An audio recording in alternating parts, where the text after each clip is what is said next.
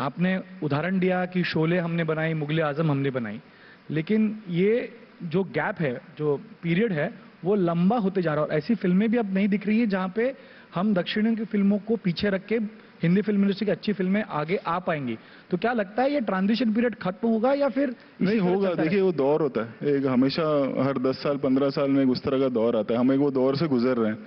पठान इतनी बड़ी हिट हुई है, आई थिंक सबसे बड़ी हिट हुई है वो, एंड वो ग्रेजुअली आस्ते आस्ते आस्ते वैसा हो ही जाएगा। और मेरा ये मानना है कि हर भेदभाव नहीं करना चाहिए। सारी फिल्में चले, सभी मेहनत करते हैं, चाहे वो छोटी फिल्म हो, बड़ी फिल्म हो, या वो किसी भी लैंग्वेज की फिल्म हो। डायरेक्टर को सुबह 6 बजे ही उठना पड़ता है। सो आई थिंक सबकी फिल्में चलना ज़रूरी है। और एक हमारा दौर था, पहले भी 80s में भी वो दौर आया था जब थिएटर्स नहीं चल रहे थे, और जब वीडियो कैसेट्स आते थे ना, हम सब ने किया होगा वो, मतलब 3 फिल्में रात को देखना एक साथ। वो दौर में जस्टिस चौधरी, मवाली, वो दौर में भी थिएटर में फिल्में नहीं चला करती थी। तो वो हम शायद उस दौर से गुजर रहे हैं, वो खत्म होगा कभी ना कभी। रोहित जी, ऐसा कहीं पढ़ा था कि आपने बॉडी डबल का भी काम किया है, तो क्या ये सच है? हाँ हाँ, मैंने किया। किसका? अक्षय का किया हुआ है मैंने। सेम वो हाइट पर्सनालिटी वैसी थी। और कार स्टंट में तो बहुत लोगों का किया हुआ है। रोहित जी, आपकी फिल्मों में एक्शन ज़्यादा रहता है, मतलब जो साउथ की एक्शन थी वो आप हिंदी फिल्मों में लेकर आ गए और फिर आपका वो ट्रेंड बाकी फिल्मों में भी चलने लगा है। तो ये जो साउथ का जो ट्रेंड है वो आप उसको किस नज़र से देखते हैं कि वो एक्चुअल तो मुझे हॉलीवुड स्टाइल रहता है, और टेक्निकली अगर हम लोग देखें तो बॉलीवुड की फिल्में साउथ की फिल्मों से बहुत पीछे है टेक्निकली। तो आपकी इसके ऊपर क्या राय है? नहीं, जैसे मैंने कहा ना, वो एक वक्त चल रहा है कि हर कोई हम पे ही उंगली उठा रहा है। वो वक्त बहुत जल्दी खत्म होगा। अभी आप देखिए ना, हम पठान की बात ही नहीं कर रहे हैं, जो कि इतनी बड़ी हिट है। मैं टेक्निकली बात कर रहा हूँ। नहीं, टेक्निकली भी हम उसी लेवल पर ही हैं। ऐसा नहीं है कि हम कि कोई फर्क है ज्यादा।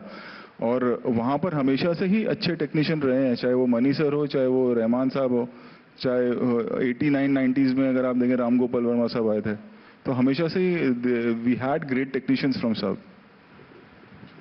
आप लगातार जिस तरह के जॉनर की फिल्म्स कर रहे हैं जिसमें आपका इंटरेस्ट रहा है बचपन से भी, लेकिन कई बार ऐसा देखने को मिलता है कि एक समय बाद लोग चाहते हैं कि कुछ अलग करें। तो आप कभी देखते हैं अपने आप को एक इमोशनल और मैं अलग करूंगा तो आप मुझे बुलाएंगे नहीं आप? नहीं, मैं खुश हूँ जो मैं काम कर रहा हूँ, क्योंकि होता ये है कि जिस तरह की मेरी फिल्में होती हैं वो ब्रांड इसलिए बन गई है क्योंकि सैटेलाइट पे बहुत चलती है, चाहे वो गोलमाल हो या वो सिंघम हो। आप जब भी घर आए और कहीं से भी वो फिल्म लगा लें, टेलीविजन पे चल रही है तो फैमिलीज देखती हैं। तो अगर वो लोगों को पसंद आ रहा है, मेरी ऑडियंस को पसंद आ रहा है, तो मैं क्यों चेंज करूं, मुझे ऐसा लगता है। नहीं, मुझे जब भी गोलमाल देखता हूं ना, तो उसमें टाइमिंग और मतलब वो सही बात है कि जब भी जहां से भी आप शुरू करो आप एंटरटेन होते हो, मतलब सारी थकान सारा ये दूर हो जाता है। टाइमिंग बहुत ज़रूरी उसमें होता है। तो मतलब राइटर का जितना उसमें काम है उतना ही डायरेक्टर का और इसका। आप उन फिल्मों को बनाना कितना डिफिकल्ट है? आप एक्शन से ज़्यादा एक्चुअली कॉमेडी फिल्मों को उतना क्रेडिट नहीं मिलता, बट एक्शन से ज़्यादा डिफिकल्ट कॉमेडी बनाना होता है। क्योंकि सबसे डिफिकल्ट चीज़ है लोगों को हंसाना। क्योंकि या तो आप उन्हें हंसा पाते हैं, या तो ऐसा नहीं होता है कॉमेडी में ये होता है, या आप बोलेंगे अरे बहुत अच्छी थी या बहुत खराब थी, आप ठीक कभी नहीं बोलते हैं कॉमेडी को। तो सबसे डिफिकल्ट कॉमेडी फिल्में होती हैं, और उसमें एक एक्टर्स की जो टाइमिंग है वो होना बहुत ज़रूरी होती है कि वो correct timing, action reaction basically वो करेक्ट होना बहुत ज़रूरी होता है। डायलॉग्स का बहुत इंपॉर्टेंस होता है कॉमेडी में। ये 2 चीज़ें सबसे इंपॉर्टेंट होती हैं।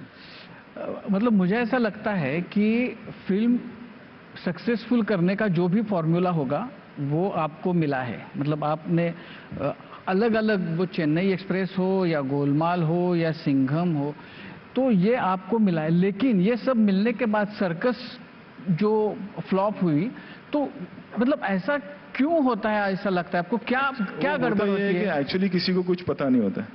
ये सब हम खाली जब हमारी हिट हो जाती है तो हम बोलते हैं कि ये हिट इसलिए हुई, जब नहीं होती है तो हम बोलते हैं ये इसलिए नहीं हुई। अगर हमें पहले से पता हो तो हम बनाएं क्यों? अब हुआ ये, जैसे कि मैम ने पूछा कि आप सेम चीजें क्यों करते हैं। अब सर्कस में गाड़ी ही नहीं उड़ाई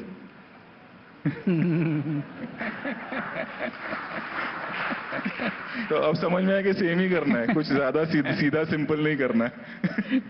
नहीं, लेकिन फिर भी मुझे ऐसा लगता है कि एक सक्सेसफुल फिल्म बनाने का फॉर्मूला आज के मतलब आज की जो जनरेशन है उसमें सबसे ज्यादा आपको वो पता चला है। तो आपको क्या लगता है कि क्या होना जरूरी है अच्छी फिल्म बनने के लिए जो बहुत अच्छी कमर्शियली हिट हो? एक्चुअली जैसे मैंने कहा कि इसका ये किसी को नहीं पता होता। नहीं, आपको पता है। अरे नहीं, ऐसा नहीं है, ये तो लोगों का प्यार है जो इतना वरना बहुत ही बड़े बड़े और दिग्गज डायरेक्टर्स हैं हमारे यहाँ, मुझसे बहुत ज़्यादा टैलेंटेड।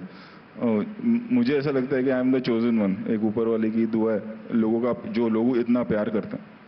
और चाहे वो फिर गोलमाल हो, सिंघम हो, या वो चेन्नई एक्सप्रेस हो, या वो कोई और फिल्म हो, बेसिक ये होता है कि मेरी एक ऑडियंस है, मैं उनके लिए फिल्म बनाता हूँ। मैं सबको प्लीज करने के लिए नहीं फिल्म बनाता हूँ कि मेरी एक फैमिली ऑडियंस है, बच्चे हैं, यूथ है जो आएंगे, और वो आते ही हैं मुझे पता है कि ये लेके कि इसमें से कोई सीख नहीं मिलेगी, लेकिन 2-2.5 घंटा टाइम पास करके आते हैं। और आई थिंक जैसे आपने कहा कि सर्कस में शायद वही मिसिंग था कि वो आए और कि यार चलो टाइम पास करते हैं, वो रोहित शेट्टी का सिनेमा देखने मिलेगा। और हमने वो पेंडेमिक के दौरान एक फिल्म बनाई थी ड्यूरिंग सूर्यवंशी।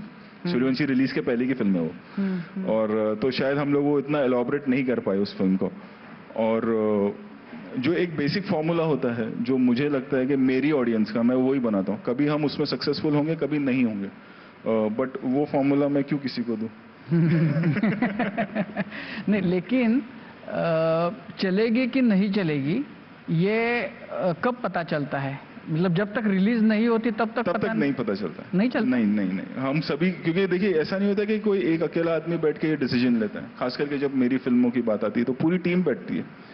तो पूरी टीम ये कह सकती है कि हाँ, हमने, सबसे इंपॉर्टेंट चीज है चाहे वो फिल्म हिट हो या नहीं हो, फ्राइडे के दिन आपकी ऑनेस्टी होना बहुत जरूरी है कि हम सब ने मिलकर ऑनेस्टली काम किया इस फिल्म में। हाँ, किया।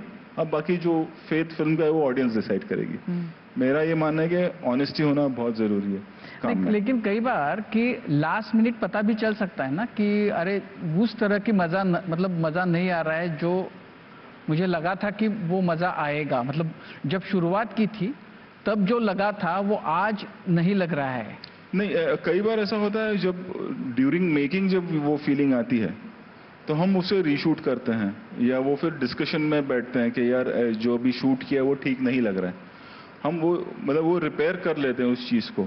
बट ओवरऑल ये फिल्म जैसे हमने सिंघम बनाई थी, जब सिंघम रिलीज होने वाली थी तब हमने कभी नहीं सोचा था कि सिंघम कल्ट फिल्म होगी, क्योंकि वो दौर एक्शन का दौर था ही नहीं। हम गोलमाल बना रहे थे, बाकी लोग भी कॉमेडी या रोमांटिक फिल्में बना करती थी। मल्टीप्लेक्स बहुत ज्यादा हावी था, मल्टीप्लेक्स सिनेमा।